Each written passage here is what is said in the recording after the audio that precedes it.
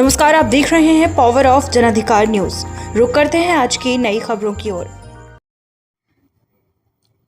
वक्फ संशोधन बिल लागू होने के बाद यूपी के बरेली में पहला मुकदमा दर्ज। सरकारी जमीन पर दरगाह बनाकर किया गया था कब्जा। एसएसपी अनुराग आर्य ने बताया कि इस मामले में बुधवार को सीबीगंज थाने में सब्जे अली और उनके परिवार के 11 लोगों के खिलाफ वक्फ संशोधन कानून के तहत एफआईआर दर्ज की गई है।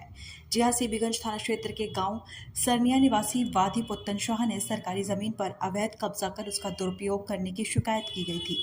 कब्रिस्तान के नाम पर दर्ज सरकारी जमीन को फर्जी ट्रस्ट बनाकर वक्फ में रजिस्टर्ड कराया गया। फिर इस जगह पर दरगाह बनाकर झाड़ फूक का काम शुरू कर दिया गया। साथ ही सरकारी कब्रिस्तान की जमीन पर फर्जी कूट रचित दस्तावेज तैयार कर अवैध रूप से कब्जा की गई जमीन संपत्ति का ट्रस्टी नामित करा लेने और वक्फ में दर्ज करवाकर प्रबंधन समिति का अध्यक्ष बना लेने के संगीन आरोपों के प्रमाणित होने के बाद ही आरोपियों के खिलाफ मुकदमा दर्ज कराया गया है।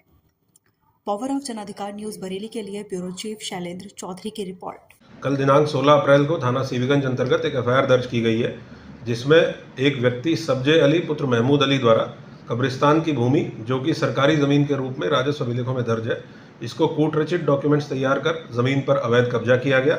इस कब्जा की गई ज़मीन को वक्फ कब्रिस्तान बताते हुए सेंट्रल वक्फ बोर्ड लखनऊ से संपत्ति संख्या 2214 पर दर्ज कराकर अपने परिवारजनों को ट्रस्ट का सदस्य बनाकर स्वयं प्रबंधन समिति का यह अध्यक्ष बन गया।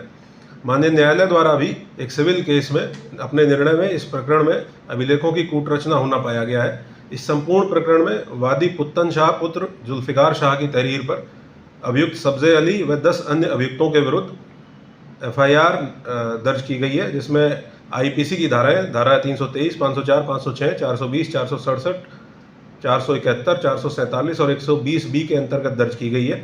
आईपीसी के धाराओं के अंतर्गत ये इसलिए दर्ज किया गया है क्योंकि ये पूरा प्रकरण 2020-21 का है। एफआईआर नंबर 177/25 थाना सीबीगंज में पंजीकृत की गई है।